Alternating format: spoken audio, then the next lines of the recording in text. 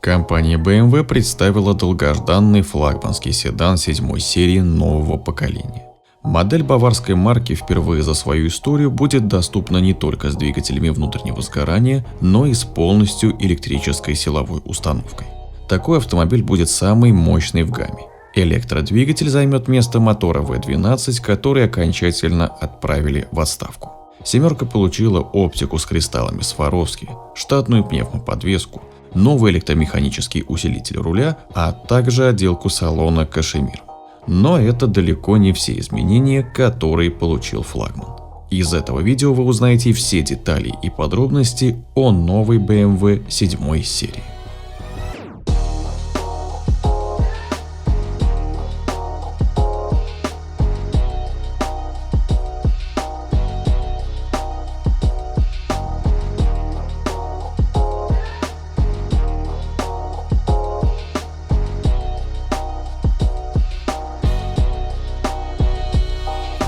Премьеру нового поколения BMW 7 серии планировали провести сразу в 3 городах – Нью-Йорке, Мюнхене и Пекине.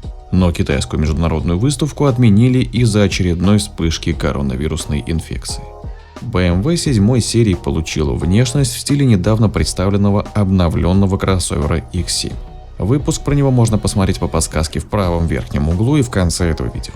Дизайн экстерьера теперь имеет новый фирменный стиль с двухъярусной оптикой.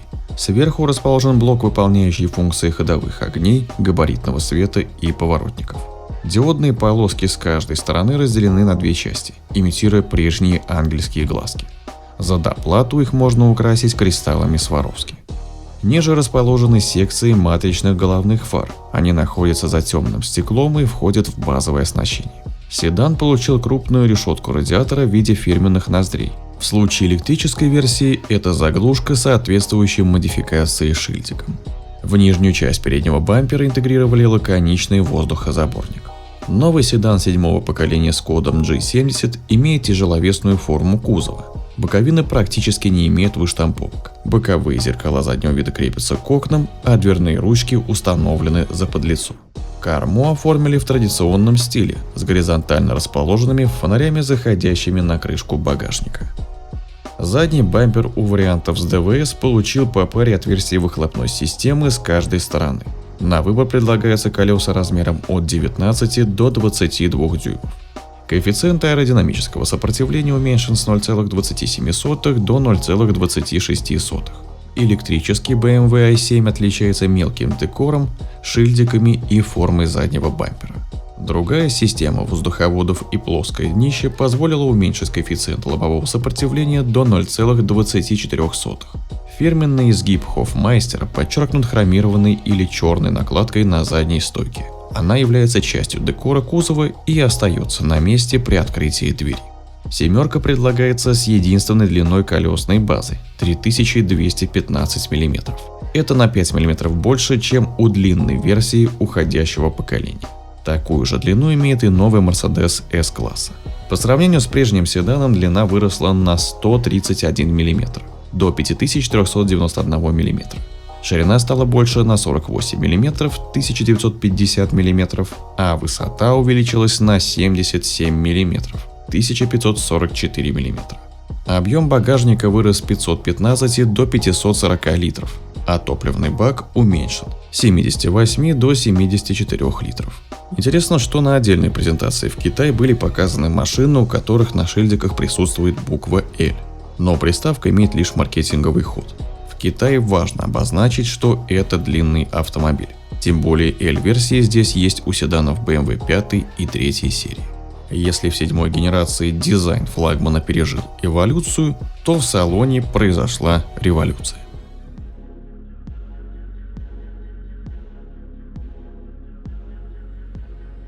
На передней панели флагмана располагается большое табло, объединяющее 2 экрана. Виртуальную приборку диагональю 12,3 дюйма и тачскрин информационно-развлекательной системы диагональю 14,9 дюйма.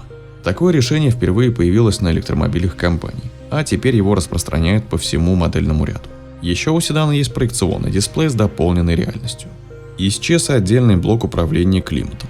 Управлять им теперь можно с помощью мультимедиа. Дефлектор вентиляции скрытый от глаз. Ими управлять можно с помощью сенсорных плашек, которые встроены в световую полосу. Она простирается во всю ширину панели и заходит на двери. Для задних пассажиров предусмотрен откидной экран диагональю 31 дюйм с разрешением 8К. Он закреплен на потолке автомобиля. Вместо стандартного заднего дивана можно заказать кресло с регулировками, вентиляцией и 9-режимным массажем. За звуковое сопровождение отвечает 1965-ваттная аудиосистема Bowers & Wilkins с 36 динамиками. Она заявлена в списке опций, а в базе установлена 655-ваттная с 18 динамиками и 6-полосным эквалайзером. Руль может иметь 3 или 2 спицы. Пульт управления электроприводом сидений теперь, как у Мерседеса, находится на дверях. Сиденье в базовой комплектации имеет обивку веганза из высокопрочного кожзама с перфорацией. За доплату положена настоящая кожа или комбинация кожи и шерстяной ткани. Декоративные накладки сделаны из дерева. Стандартно идет матовый шпон, а для версии BMW M предлагается шпон с металлическим эффектом. Также в базовое оснащение входит 4-зонный климат-контроль, подогрев всех сидений и подлокотников, а также неоткидная панорамная крыша. Опционально доступен электропривод дверей. Пакет Executive Lounge имеет откидные подставки для ног, соединенные с подушками бесшовно, а наклон спинок регулируется в широком диапазоне. Для управления креслами и климат-контролем в дверях установлены сенсорные экраны диагональю 5,5 дюйма. Автомобилю заявлена связь 5G, eSIM и салонная камера, с помощью которой можно делать снимки и следить за машиной удаленно через фирменное приложение. Ключевыми рынками для семерки станет Америка и Китай. В линейке больше не будет версии с двигателем V12. На рынках США и Китая седан предложат с бензиновыми двигателями, которые работают в тандеме с 48-вольтовым стартер-генератором, интегрированным в 8-ступенчатую автоматическую коробку передач. Он выдает 18 лошадиных сил и 200 ньютон-метров, помогая в первые секунды разгона, а также работает в рамках системы старт-стоп. Аккумулятор находится в багажном отсеке. Стартовая заднеприводная версия оснащается рядной 3-литровой турбо-шестеркой с отдачей в 272 лошадиные силы и крутящим моментом в 400 ньютон-метров. Совокупная мощность установки составляет 300 лошадиных сил и 425 ньютон-метров. Вариант подороже получил тот же мотор, форсированный до 380 лошадиных сил, 520 ньютон-метров. При этом суммарная отдача системы такая же, а крутящий момент составляет 540 ньютон-метров. У полноприводного варианта в состав установки входит 544-сильный битурбомотор V8, 4,4 литра с крутящим моментом в 750 ньютон-метров. На отдачу электродовесок не влияет. А если сравнивать с прежней версией, то время разгона до сотни увеличилось с 4,1 до 4,2 за счет увеличившейся массы на 250 кг.